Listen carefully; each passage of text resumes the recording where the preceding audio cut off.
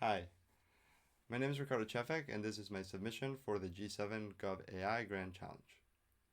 Passive Policy Intelligence is a tool that automates the daily monitoring of the policy websites you care about. It identifies articles likely to be relevant to your specific mandate and saves them in a local database. You get a daily update with fresh hits, or you can browse the archive for deeper exploration and historical trends. How does it work?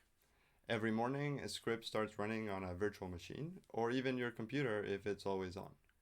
It iterates through a user-defined list of RSS feeds and scrapes any new content, logging the title, URL, and summary.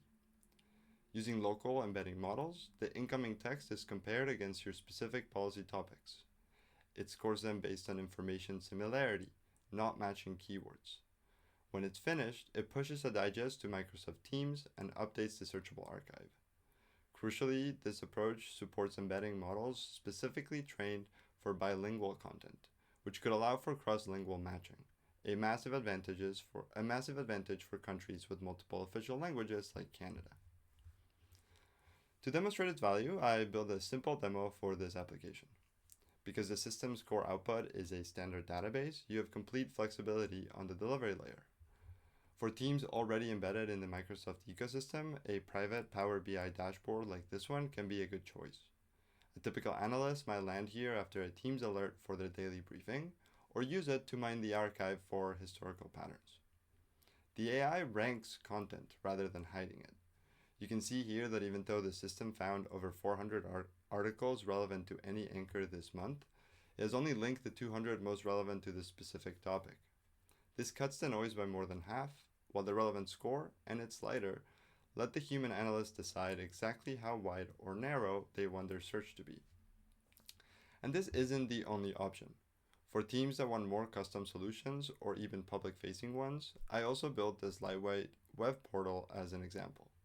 It uses open source tech to render the exact same data but as a static site, making it simple to maintain and cheap to host.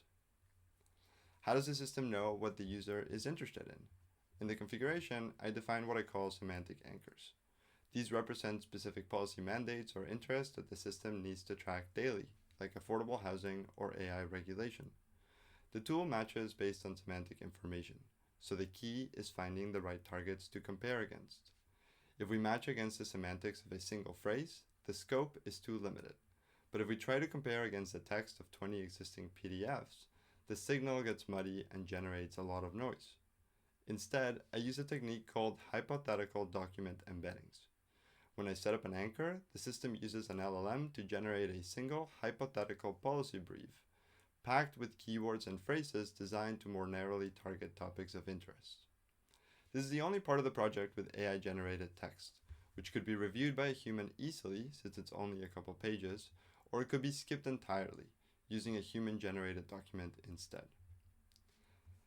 There are other core elements that might make this tool useful to public officials. Protocolizing and automating research intake ensures sources and key interests stay with the team, even when staff move on. All LLM calls leverage DSPY, a framework that separates the AI logic from the AI model, allowing users to use their LLM of choice rather than be locked into a single provider.